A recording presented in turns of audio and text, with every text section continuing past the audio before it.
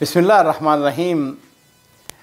मौजूद नाज़रीन कराम, तलाक़ हर माशरे के अंदर होती है, लेकिन बदकिस्मती उस वक्त होती है जब उस तलाक़ के नतीजे में मासूम बच्चे मुतासर होते हैं। ये कहानी जो मैं आपको सुनाने वाला हूँ, ये एक उस्ताद ने बयान की है जो एक स्कूल टीचर थे। वो कहते हैं कि 9 साल का बच्चा मेरे स्कूल में पढ़ता था, बड़ा ज़हीन फ़तीन बच्चा।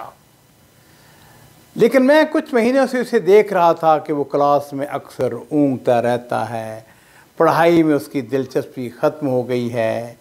उसने ढंग का लिबास भी नहीं पहना हुआ था, बालों में कंघी भी नहीं की होती, होमवर्क भी नहीं कर रहा। मैं हर रोज़ उसकी कापियों पर अपने रिमार्क्स लिखता। मुझे ताज्जुब होता कि घर में उसकी कापियों को कोई देखने वाला नहीं है। एक दिन ऐसा हुआ कि वो कहते हैं कि मैं किसी ज़रूरी काम की वजह से कदरे जल्दी स्कूल में आ गया। सुबह 6 बजे का वक्त था और शदीद सर्दी का मौसम था। मैंने देखा कि 2 बच्चे गर्मियों के लिबास पहने हुए शदीद सर्दी में ग्राउंड में एक बेंच पर बैठे हुए थे। सर्दी की वजह से उन पर कपकपी तारी। मैंने देखा वो यासर और उसका छोटा भाई ऐमन थे। ऐमन पहली जमात में पढ़ता था, तो मैंने जाकर नन्हे ऐमन के हाथों को अपने हाथों में लेकर उसको गर्म करने की कोशिश की।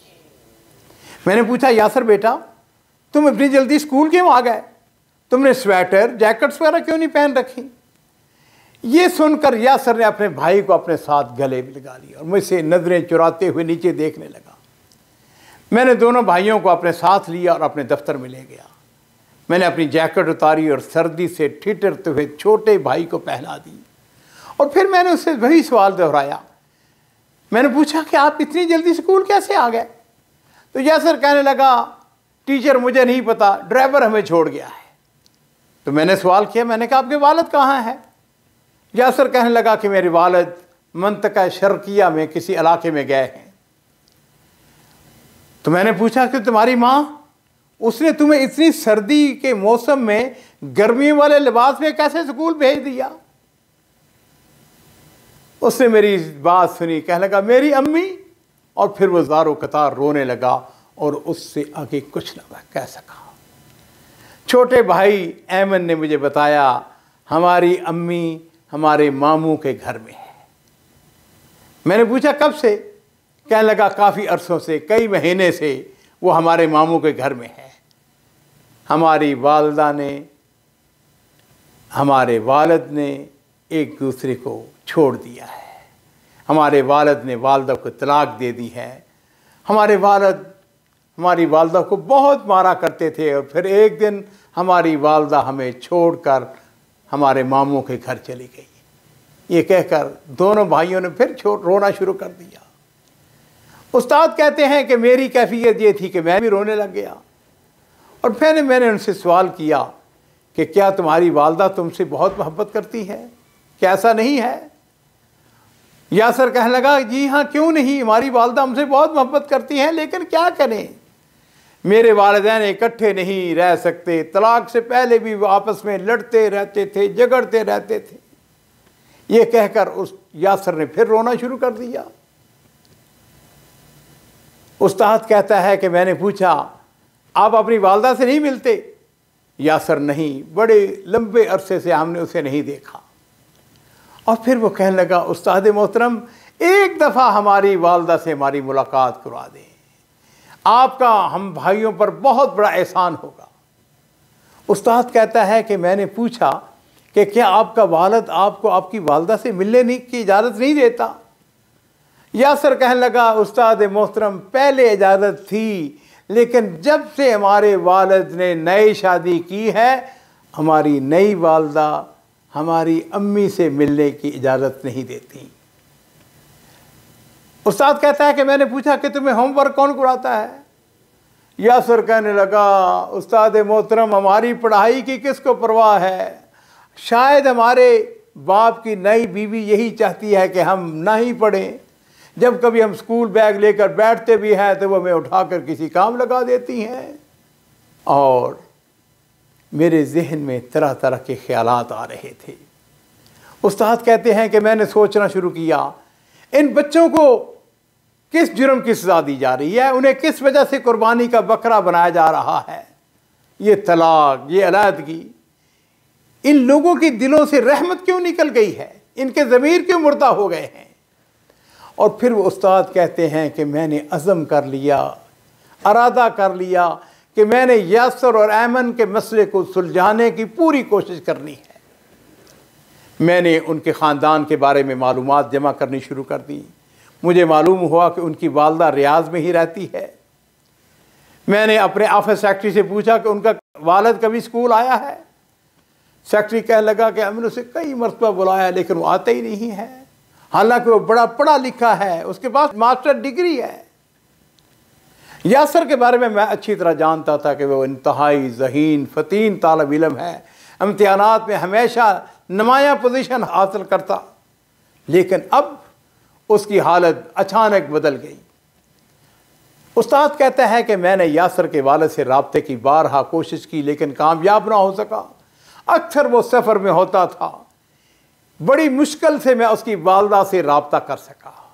एक दिन यासर ने मुझको बताया कि मैं जब भी पढ़ने बैठता हूँ मेरे बाप की बीवी मुझे गालियाँ देकर उठा देती है, कहते फ़लाँ काम करो, फ़लाँ काम करो। वो पढ़ने तक नहीं देती बल्कि वो घर के काम करवाती है, बैतुल खला तक हमसे साफ करवाती है।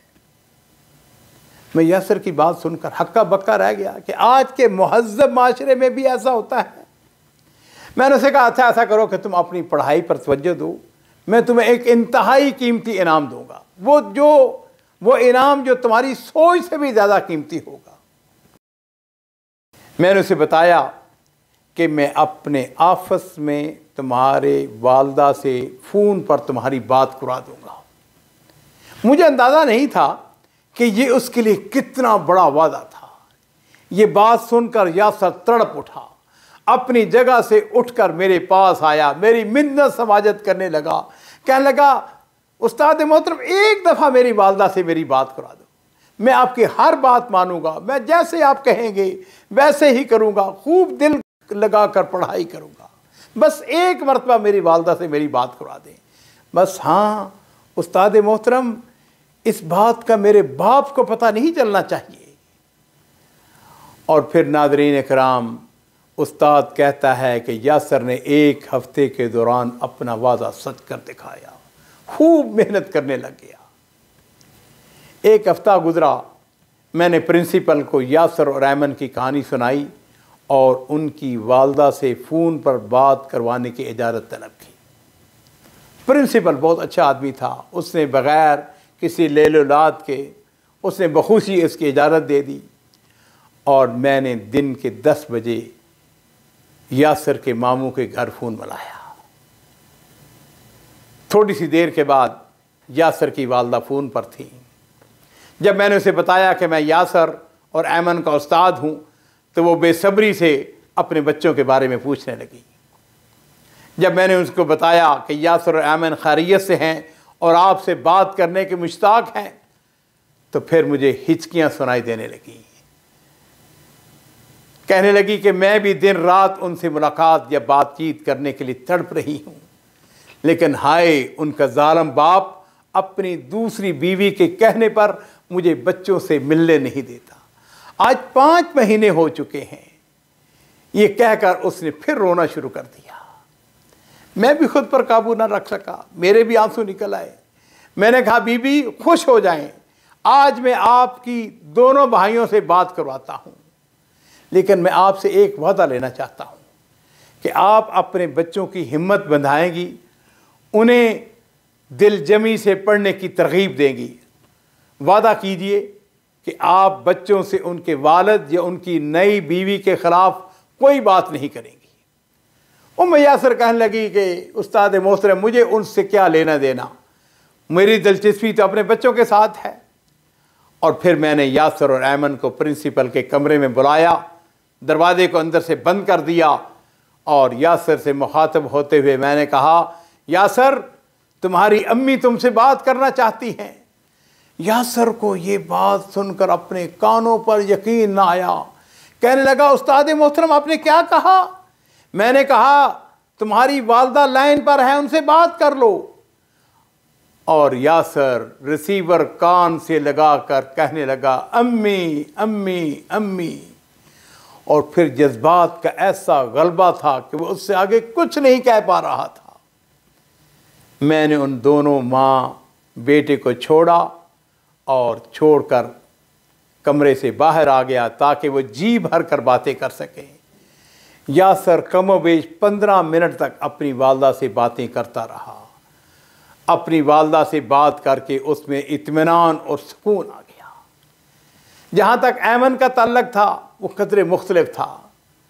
मैं सुन रहा था, दोनों तरफ से धाड़े मार कर रोने के अलावा वो कोई बात ना कर सके। यासर की वालदा इल्तिजा के अंदाज में मुझे कहने लगी, उस्ताद मोहतरम मैं दिन रात आपके लिए दुआ गो रहूँगी, आप मेरे बेटों से मेरा राब्ता मुनक़ते ना होने दें। यासर के बाप को पता न चलना चाहिए वरना वो हंगामा खड़ा कर देगा। मैंने उसे कहा, बीबी आप फिक्र ना करें। और फिर मैंने यासर से कहा, देखो मैंने तुम्हें कितना उम्दा इनाम दिया है, अब तुमने अपने वादे के मुताबिक खूब जी लगा कर पढ़ना है। यासर कहने लगा कि फिक्र ना करें, मैं बहुत ज़्यादा और ज़्यादा मेहनत करूँगा। और फिर वो मेरे पास आया, मेरे हाथ चूमने लगा, मेरा वो शुक्रिया अदा कर रहा था। नाज़रीन किराम, वक़्त गुज़रता चला गया। यासर ने अपना वादा पूरा कर दिखाया। उसकी हालत रोज़ बरोज़ बेहतर होने लगी। उसकी इल्मी इस्तेदाद में तेज़ी से इजाफ़ा होने लगा। और फिर एक दिन आया, जब उसका रिज़ल्ट आया तो उसने अपनी क्लास में नुमायाँ पोजीशन हासिल की थी।